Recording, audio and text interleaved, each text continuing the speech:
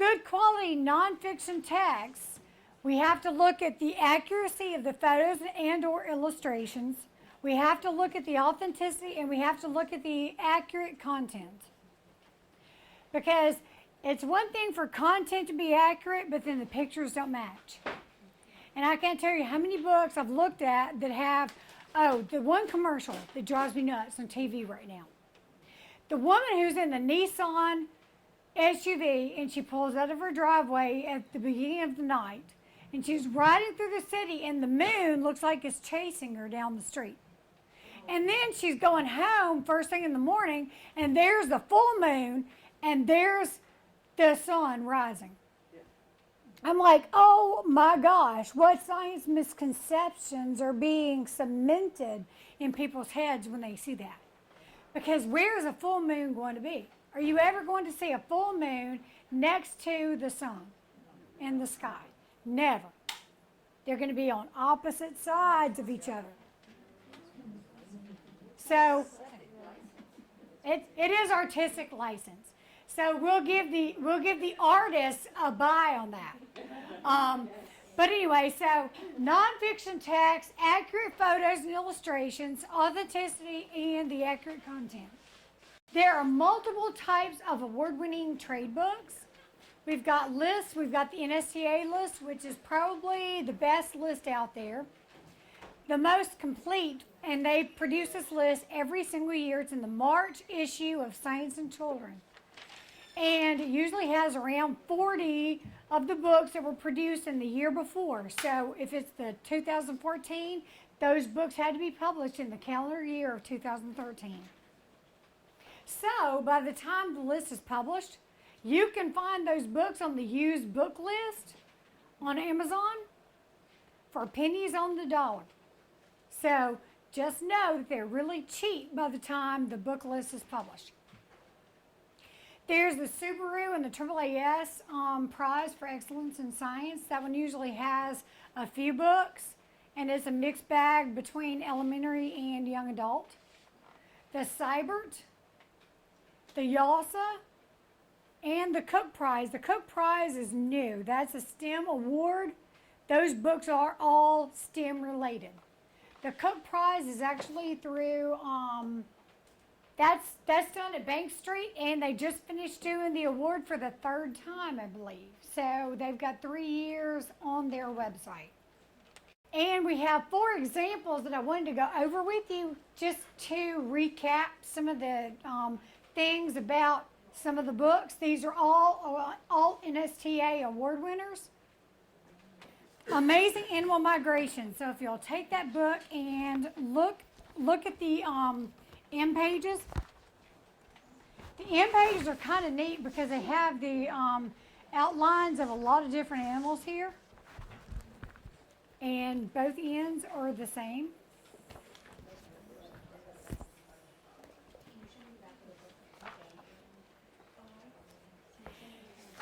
And can anybody tell me how the book is organized?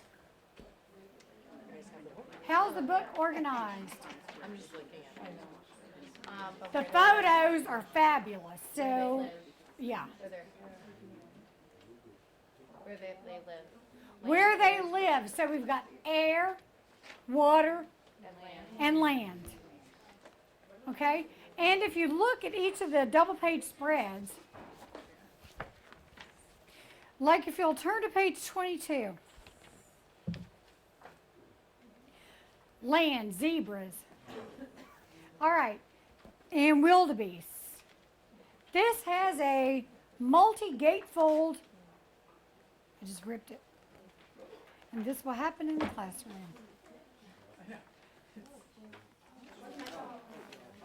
I didn't do it. The back has to slide out and then it opens up. I was trying to take it the wrong way.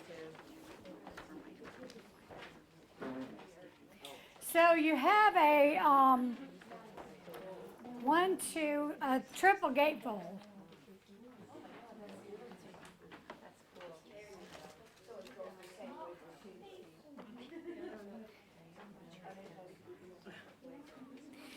And And this is a cool, these information type texts, the ones you're probably more familiar with are I have quite a large number right back there with the black on the top. Those are I think those are the DK books that are single topic. I've got gems and minerals, earth, tree, and so you can find those to fit just about everything. This one's kind of neat because it's got the facts in boxes. So you've got data, points on your page. And so on page 36, you've got caribou. You've actually got maps that they integrate into this book, which is great. The definitions of what migration is, built for snow and ice, their adaptations, which is great. And the right-of-way right here that talks about how you've got the frozen north and that caribou have to deal with the oil and gas pipelines and how they deal with that.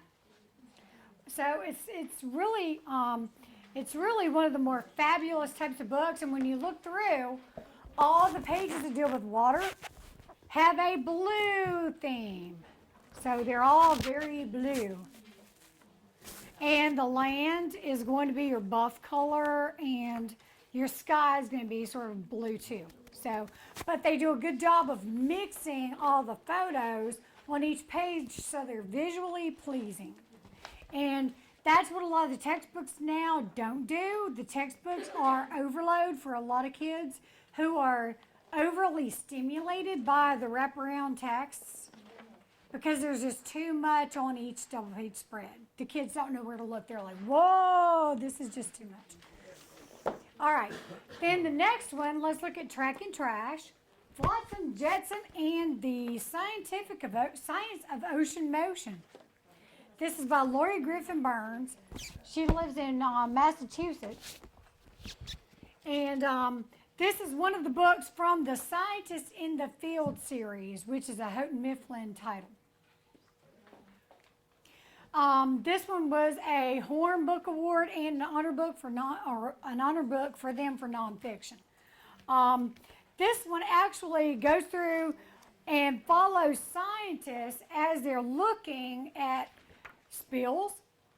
One of the things they were looking at is the Nike spill that happened during the 90s, and how those Nikes wash up on shore in various locations across the globe. So it's tracking where you can basically track your different flows in the ocean for where things land, where they're lost and where they land. So you're talking about currents and gyres and waves and tides. Then there was another spill, and I love this page right here with the Nike and the rubber duck because both of those were spilled. And you can see the rubber duck floats upright, the shoe flips over because it gets waterlogged, the fabric. And it goes all the way through the Great Garbage Patch out in the Pacific. And there's a sample of your water on page 37,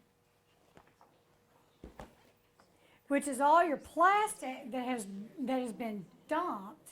Well, it's just garbage that's been dumped, and all that plastic just gets churned in the water, and the particles get smaller and smaller. And so they found a lot of these plastic particles in fish guts. And then there's a whole part on what you can do. And since we're an ocean state, we can actually participate in the cleanup. And you count your various articles and enter those online. But all the information's here. There's also a video I've never watched without crying. It's on YouTube about the garbage patch, Great Garbage Patch. So be sure to type that up when you get home and watch the video. It's totally sad because it shows there's a turtle or something on the video, and it shows around its shell, and it's like one of those 6-pack types of ring things that used to hold bottles together. Well, still holds bottles together, and and the turtle, when it was smaller, swam through it and it got caught, and it shows this big turtle, and it's got a very tiny waist, which is so sad. But that also leads into, for your upper readers, you can actually introduce a book called Garbology, which follows the track of garbage. It follows the scientists who did the study in Boston. They took little bitty microprocessors and attached them to trash. And they wanted to see what the trash stream actually was, where the trash went. So they attached all these little GPS trackers, and they followed the trash over a certain amount of time until everything pretty much settled out of the stream. And a lot of the trash that we have today is actually being transported across the ocean to be reprocessed in China. That's one of the largest businesses on the planet right now, is reprocessing our trash in China. So they're taking all of our waste. There's one lady they talk about in here and her company that actually buys our trash. And they load it on cargo ships and ship it over. So is that recycling really a green choice? Are the people who are selling the recycling as green really pulling one over on us? So that's one of the things. You can have some of the upper level readers actually read a book like this, because it's a very quick read. It's fun. It's a fun read, and I only spent a few hours and made it almost all the way through the book. So it just goes really quickly. Jeanelle, have you heard of a new issue? Is those microbeads and beauty products? Okay. I think one of the Great Lakes, I don't know if it was Lake Michigan or whatever, they're banning the use. I never realized all those little things that make The scrubby. Yeah. exfoliants, and it's even in toothpaste Yeah. and such, Mhm. are actually They're microscopic plastic. And what happens is they're too small to be caught in any of the filtering. So I think one of the Great Lakes is so overrun with those beads, they've banned the use of, there's legislation now in banning, but I didn't realize those were plastic. I always thought there was some kind of biodegradable thing, but now those microbeads are. Well, you'd think when you use a face wash that has those in them that they're going to dissolve at some Right, point. right. I mean, that's just a natural assumption. But we all know what the word assume means, right? So, I mean, that's a case where we've just had one pulled over on us. The other thing is, keep in mind that in our water flow, because in a lot of towns that reprocess wastewater, the other problem is the amount of drugs that are in the drinking water, because there's no way to screen those out. Or there is a way, but it would be so cost prohibitive that nobody does it. So every time somebody takes a Viagra, for instance, sorry, being the only two males in here, but every time somebody takes one, the only way that gets out of your system,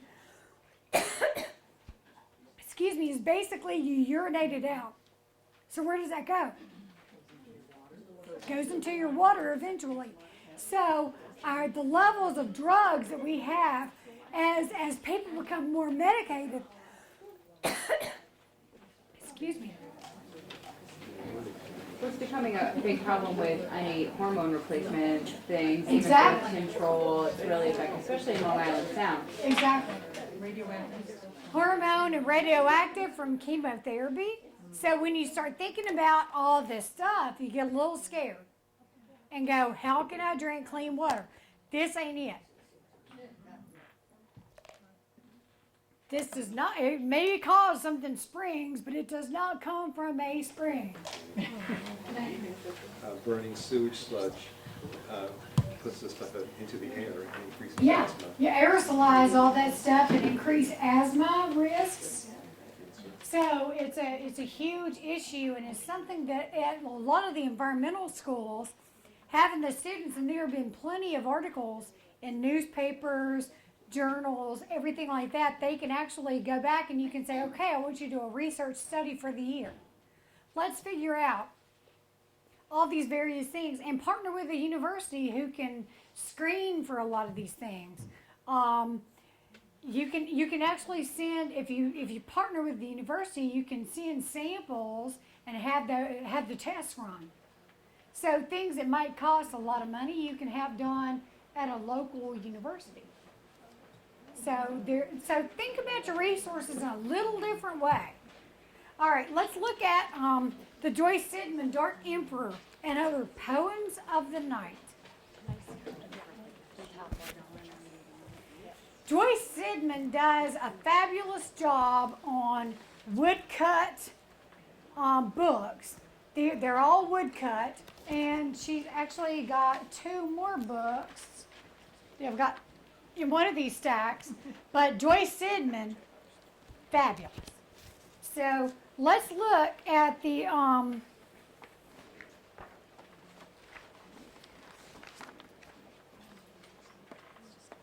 so Welcome to the Night is the first poem. To all of you who crawl and creep, who buzz and chirp and hoot and peep, who wake at dusk and throw off sleep, welcome to the night.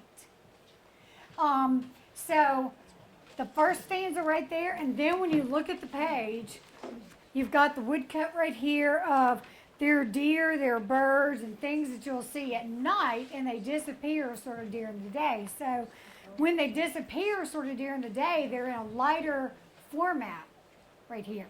And then you have the description or the text that goes along with it on the double page spread. So it's kind of nice. You've got poem and you've got informational. So 50-50. So this would be a perfect book for CCSS. And so you might want to take a look at some of the different poems here because they cover a whole host. So you could just use one double page spread.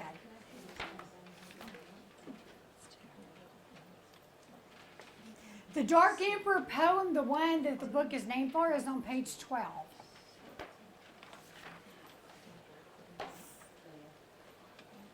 And this one's cool because those of you who are sitting back there, you may not see it at your table. What is this poem the shape of? You could say it's the shape of an owl, or you could say it's the shape of a mouse head. So either one. So there are shaped poems that, yeah, concrete or shape. Okay, and the final book in our example set is Every Bone Tells a Story. This one is an upper elementary reader. It's an informational text and it reads more like a chapter book. But it has really cool pictures.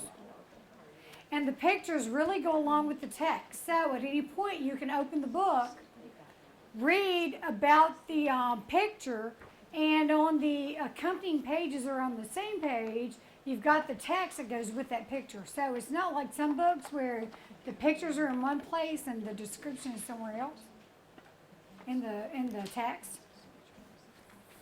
But this one is all about anthropology. It's hominin discoveries, deductions, and debates. And I've got a few more of these, not here, here in the back.